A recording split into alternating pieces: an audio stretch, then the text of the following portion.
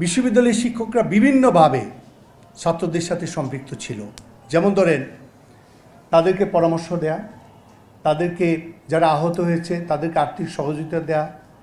এমনকি আমি আপনাদেরকে বলি, অনেক শিক্ষক আছেন যারা নামাজ পড়ে তাদের জন্য দোয়া করেছেন।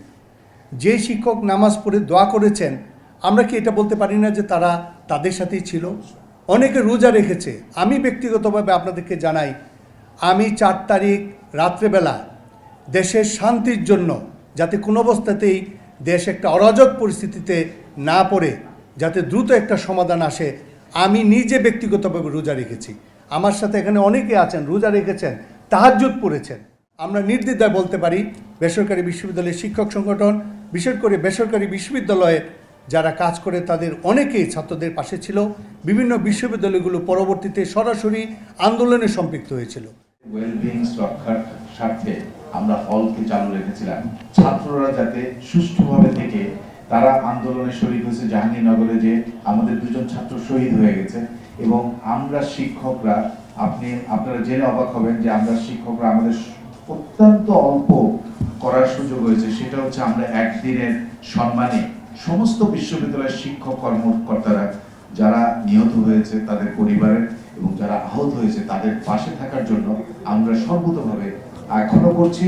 এবং আমাদের শিক্ষা কার্যক্রমে আমরা যে নতুন বাংলাদেশের প্রভাব পড়েছে, সেখানে আমাদের অনেক বড় অর্জন এই নতুনদের হাত ধরে এসেছে। আমরা আমাদের মেডিকেল টিম রেখেছিলাম। ইউনিভার্সিটি সারা রাত ওপেন ছিল, 24 আওয়ার্স। কোনো ইউনিভার্সিটি একটা গেট খোলা থাকতো শুধুমাত্র আন্দোলনকারী স্টুডেন্টদেরকে কন্ট্রিবিউট করার জন্য, হেল্প করার জন্য। আমাদের ফ্যাকাল্টি মেম্বার রাত্রেবেলা থেকেছে। আমরা হয়তো ফর্মালি এগুলো বলি নাই, আমরা আসার দরকার হয় নাই। আমাদের দায়িত্ব ছিল আন্দোলনটা, মুভমেন্টটাকে একটা লেভেলে নিয়ে যাওয়া। আমরা সেই কাজটা বিভিন্নভাবে করে এসেছি।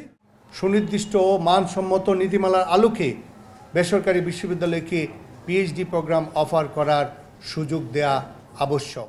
অলাভজনক প্রতিষ্ঠান হওয়ায় বেসরকারি বিশ্ববিদ্যালয়ের উপর আরোপিত 15% ইনকাম ট্যাক্স প্রত্যাহার করে উক্ত অর্থ ছাত্রকল্যাণ, স্কলারশিপ ও গবেষণায় বরাদ্দের নির্দেশনা দেওয়া হোক।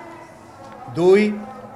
বাংলাদেশ বিশ্ববিদ্যালয় মঞ্জুরি commission, Bangladesh accreditation council, Bangladesh public service commission সহ বিভিন্ন সরকারি সংস্থায় এবং শিক্ষা সংক্রান্ত উপকমিটিতে বেসরকারি বিশ্ববিদ্যালয়ের শিক্ষকদের অন্তর্ভুক্তি নিশ্চিত করা হোক।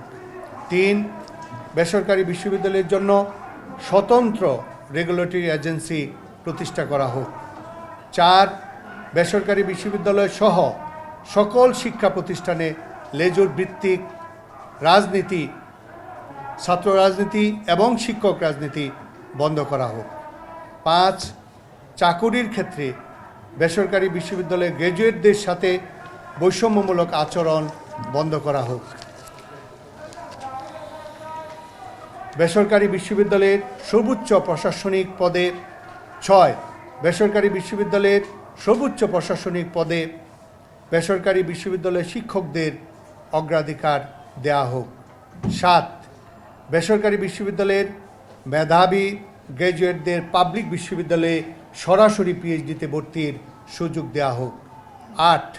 বেসরকারি বিশ্ববিদ্যালয়ে অবিলম্বে পিএইচডি প্রোগ্রাম চালু করা হোক।